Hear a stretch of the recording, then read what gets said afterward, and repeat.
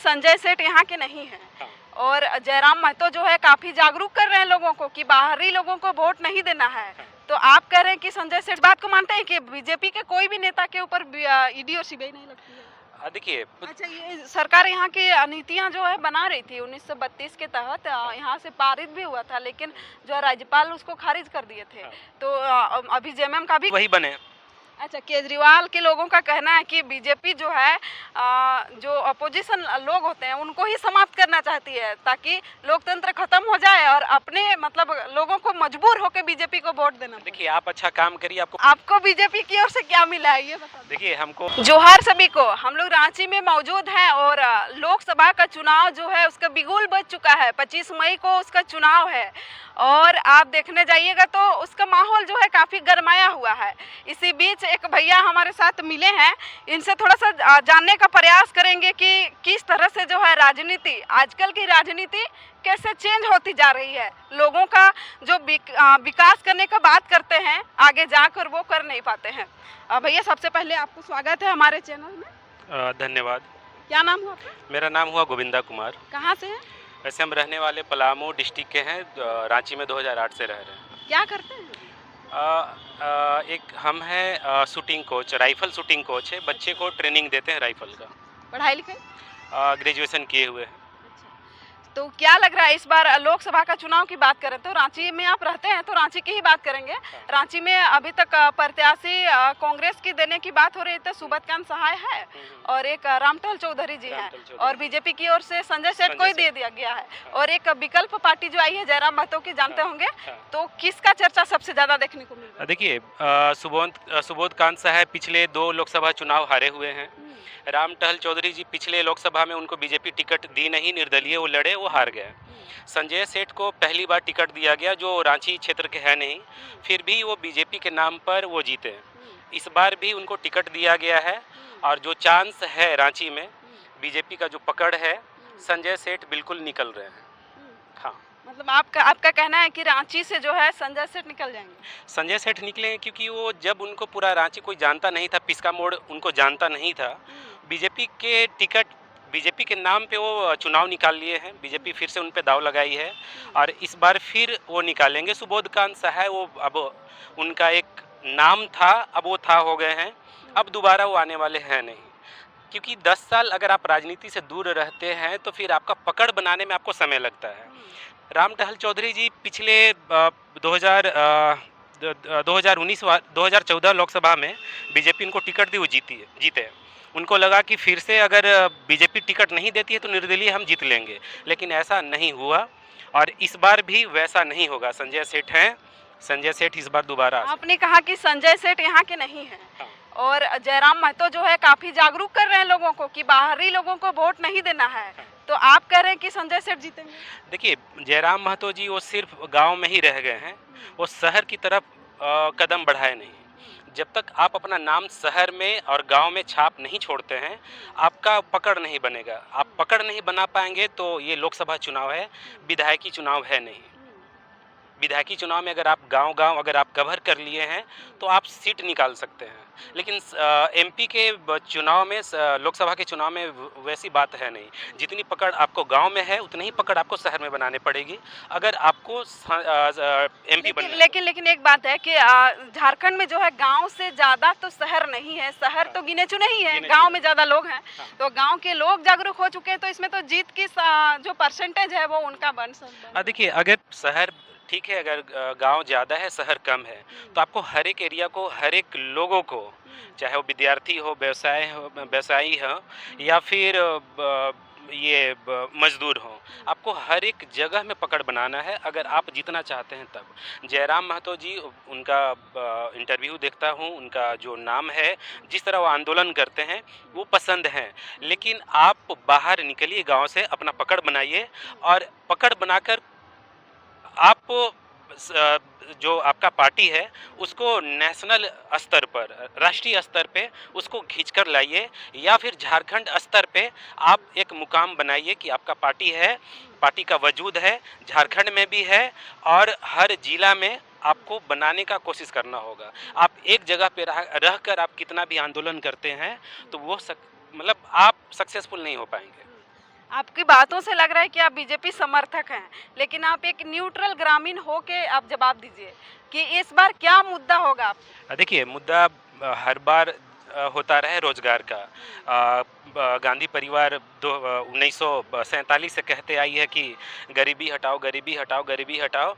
अब लास्ट में कांग्रेस ही हट गई, तो अब बीजेपी है। बीजेपी को भी ये चीज़ सीखना चाहिए कांग्रेस से कि हमें वो नारा नहीं देना कि गरीबी हटाना है, आपको हटा कर दिखाना है। रोजगार जो है, रोजगार को ज़्यादा से ज़्यादा रोजगार को निकालना है, युवा को रोजगार देना। देखिए देखिए आपको अगर पूछ रहे हैं तो आप कांग्रेस पे इल्जाम लगा रहे हैं। आप एक ग्रामीण होकर जवाब दीजिए, आप वोट कीजिएगा ना भाई। हाँ। तो आपका क्या मुद्दा रहेगा, किस विषय पर आप वोट कीजिएगा? देखिए मुद्दा तो हमेशा है रोजगार का, साथ में सुरक्षा,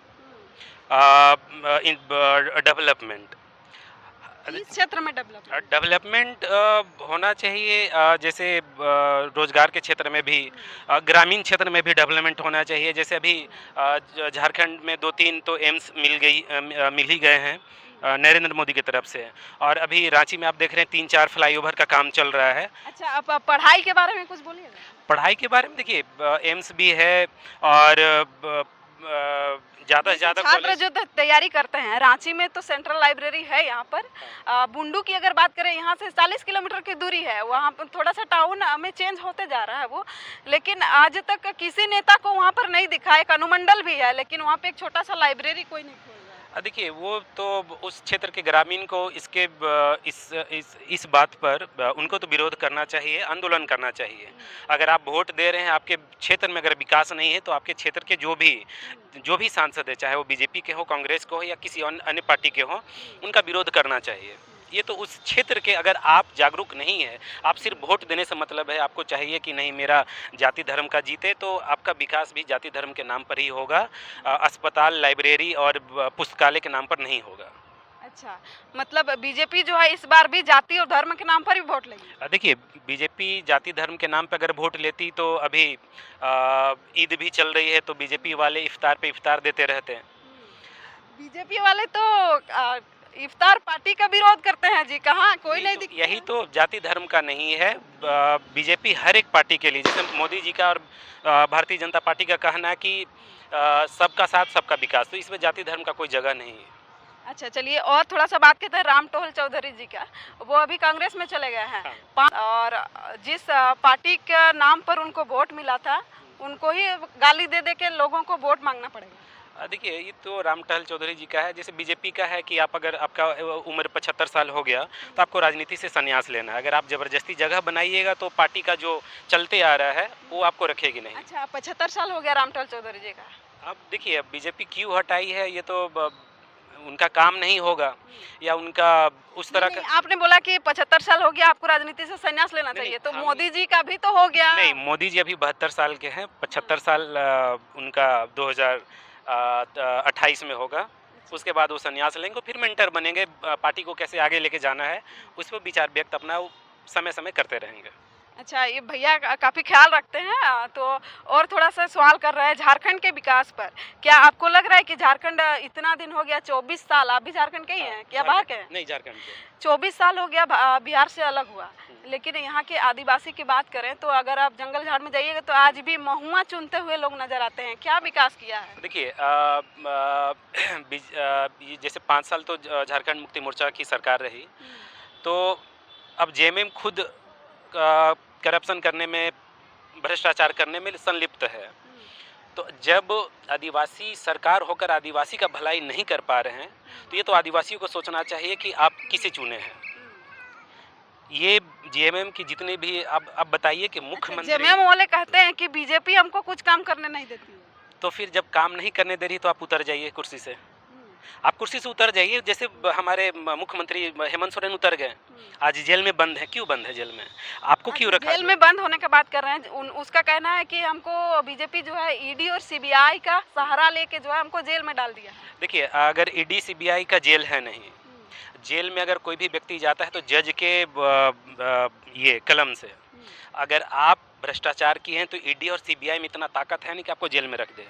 हाई कोर्ट है, जज हैं, जज आपके ईडी के सारे ये को देखें कि हाँ आपके खिलाफ सबूत है, आपको जेल में जाना पड़ेगा। ईडी और सीबीआई और इनका नरेंद्र मोदी का थोड़ी जेल है, नहीं जज नहीं। थोड़ी है। ओ अच्छा, आप इस बात को मानते हैं कि बीजेपी के कोई भी नेता के ऊपर ईडी और सीबीआई नहीं लगती है? देखिए अब इस पे तो आप ये कह सकते हैं क्योंकि कि मधु कड़ा जो वो जेल जा चुके हैं भ्रष्टाचारी में, और अभी कुछ दिन पहले गीता कोड़ा जो है बीजेपी ज्वाइन कर ली, हाँ। मतलब उसका आप सब गंगा में वो नहा लिए। नहीं देखिए, गंगा में नहा नहीं लिए। अगर आप जेल जा रहे हैं तो जो जज हैं वो बीजेपी के हैं नहीं, जो वो जज है वो पढ़े लिखे हैं, वो सही गलत जानते ये हैं। मेरा कहना नहीं है, ये लोगों का कहना है, और जो देखिए, ऑपोजिशन पार्टी है ऑपोजिशन पार्टी कब कहेगी कि हम साफ सुथरे हैं? ऑपोजिशन पार्टी क्यों कहेगी कि हम भ्रष्टाचार किए हैं? ऐसा कौन नेता है? अभी केजरीवाल तो कह रहे हैं कि हमने कुछ नहीं किया। तो जो उनको 15 अप्रैल तक अगर उनको जेल में रखा गया है तो बीजेपी वाले थोड़ी रखे हैं। वो तो दिल्ली के हाई कोर्ट ने उनको बोला कि नहीं, आपके खिलाफ तो बहुत सबूत है, आपको तो जेल में रहना है। तो ये चीज़ नहीं है, अगर आप गलत किए हैं तो आपको जेल में ही जाना पड़ेगा और कोई उपाय नहीं है। थोड़ा बात बताइए, क्या रांची में बहुत सारे बाहर के लोग यहाँ रहते हैं? हाँ, देखिए रांची में बाहर के लोग हैं, बंगाली भी है, बिहारी भी हैं, यूपी के भी हैं और झारखंडी भी हैं। और जिनको जो जगह मिल रहा है या जो ज़मीन ले रहे हैं वो यहाँ रह रहे हैं। अब इस पे सरकार है या फिर सरकार को ऐसा नीति बनाना चाहिए कि आदिवासी ज़मीन नहीं बिकना चाहिए, आदिवासी ज़मीन कोई जनरल या ओबीसी नहीं खरीद पाए। अगर आप अच्छा, ये सरकार यहाँ की नीतियाँ जो है बना रही थी 1932 के तहत, यहाँ से पारित भी हुआ था, लेकिन जो राज्यपाल उसको खारिज कर दिए थे। हाँ। तो अभी जेएमएम का भी कहना है कि बीजेपी जो है हमको ना कुछ नीति बनाने दे रही है, ना कुछ काम करने दे रही तो है। आप फिर क्यों बैठे हुए जब आपके हाथ में ताकत है नहीं, आप बहुमत के साथ सरकार बना के बैठे हुए हैं। अगर आप कोई काम नहीं कर पा रहे हैं तो फिर आपको गद्दी पे बैठे रहने का हक अरे वो नहीं है। काम करना चाह रहे हैं लेकिन उसको करने नहीं दिया। कौन नहीं करने दे? मोदी जी क्या बोल रहे हैं कि आपका कलम हम नहीं चलने देंगे?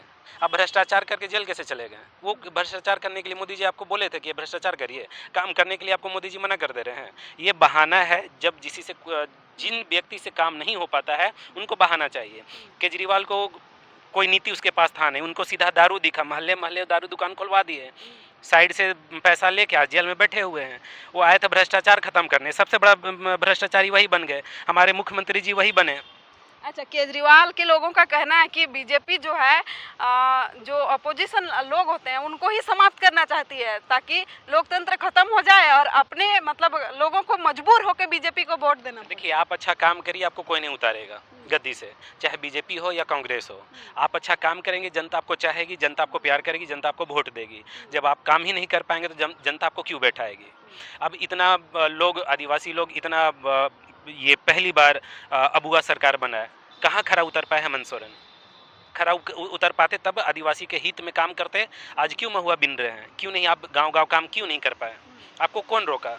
लेकिन आप इस बात को मानते हैं कि नहीं, मोदी जी जो है रोजगार पर बात नहीं करते हैं? देखिए, मोदी जी रोजगार पे बात हो, अगर 70 साल हम कांग्रेस को दिए हैं तो अब कम से कम 17 साल मोदी जी को दे दें। 10 साल तो हो गए। हाँ, 10 साल हो गया, 5 साल और उनको जैसे लोग बोलते हैं कि मोदी जी बोले थे कि 15 लाख देंगे, 15 लाख देंगे। अब हम भी कहते हैं कि मोदी जी पहले 15 लाख दें, उसके बाद उनको जाने देंगे। अच्छा, आपको बीजेपी की ओर से क्या मिला है ये बता दो। देखिए, हमको बीजेपी की तरफ से कुछ नहीं मिलता है। बीजेपी राष्ट्र हित में काम करती है। और बीजेपी ऐसी पार्टी है कि बीजेपी की जीतने के बाद पाकिस्तान जिंदाबाद का नारा नहीं लगता है। अच्छा, इससे बड़ी बात और कुछ इधर नहीं। सुनिए, आप बोलते हैं कि बीजेपी राष्ट्र हित में काम करती है, लेकिन सबका पेंशन जो राष्ट्र की सेवा कर रहा है दिन और रात, उनका पेंशन को समाप्त कर दिया। ये कौन सा पेंशन को समाप्त कर गया। आप आर्मी वाले से पूछिए उनको क्या क्या बहाल किया गया है। अच्छा, जो पुलिस वाले हैं उनसे पूछिए, सीआरपीएफ। अग्निवीर को भी तो विरोध हुआ था बहुत सारा। देखिए, अग्निवीर का विरोध कौन किया था? आज अब बताइए कि अग्निवीर का अगर ये वैकेंसी आ रहा है और युवा नहीं जा रहा है, अगर ओपोजिशन विरोध नहीं युवाओं करेगा। का मजबूरी है, इतना ज्यादा बेरोजगारी बढ़ गया है ना, इस चलते वो लोग सोच रहा है कि चलो 4 साल कम से कम हो जाए। हाँ, तो 4 साल समझ रहे, 4 साल आपको आर्मी की ट्रेनिंग मिलेगा, आपको 10-12 लाख रुपया मिलेगा। आप फिर कहीं प्राइवेट कंपनी में फिर आप जो वैकेंसी आता है उसमें आप काम करिए। देखिए, ट्रेनिंग की आप बात कर रहे हैं, ट्रेनिंग अगर उसको मिल जाती है आर्मी की, तो वो बहुत काफ़ी हार्ड होता है। और ट्रेनिंग होने के बाद 4 साल के बाद वो लड़का घर आ जाएगा, उसके बाद वो किस दिशा में जाएगा ये आप सोच रहे देखिए, हैं? अग्निवीर 4 साल का है, इसका मतलब ये नहीं है कि आपको एयरफोर्स, आर्मी, ये सीआरपीएफ, सेंट्रल फोर्स, इसके लिए आपको रोका नहीं गया है। आप आर्मी के बाद एज क्रॉस होगा तो ऐसा थोड़ी है कि 25 साल 27 साल में भी तो जा रहे हैं ना आर्मी में। बीएसएफ में, सीआरपीएफ में, सीआईएसएफ में बहुत ऑप्शन है। तो ये देखिए ऑपोजिशन का काम ही है कि जब तक जो रूलिंग पार्टी है उसका विरोध ना करे तो फिर वो तो समाप्त हो जाएंगे। बस विरोध करने का यही कारण है। बाकी कोई भी युवा अगर है अग्निवीर में, उसे जाकर पूछिए, अगर वो कह रहा है कि मेरे लिए अगर खराब है तो आप उसका ये चलाइएगा कि जो आप अग्निवीर में है वो कह दे कि नहीं हम यहाँ मजबूरी से आए हैं या फिर हमको ये पसंद नहीं है। सबको चाहिए रोजगार चाहिए, ये भी 4 साल का ऑप्शन है। आपके पास आर्मी का ट्रेनिंग है। वैसे सिचुएशन में आप अपने गांव मोहल्ले टोले को आप संभाल सकते हैं। आपके पास आपके पैकेट में पैसा आ जाएगा, परिवार को चला सकते हैं और कुछ आप प्राइवेट काम भी कर सकते हैं, इसमें कोई बुराई नहीं है। बहुत बहुत धन्यवाद। सबकी अपनी अपनी सोच है, सबका अपना अपना विचार है। आप देखिए सुने इस बात को, कमेंट सेक्शन में ज़रूर बताइएगा। इनका कहना है कि इस बार जयराम महतो और रांची से संजय सेठ ही यहाँ से निकलने वाले हैं, इनका कहना है। हालांकि आपका क्या सोच है कमेंट सेक्शन में ज़रूर बताइएगा। जय झारखंड, जोहार झारखंड।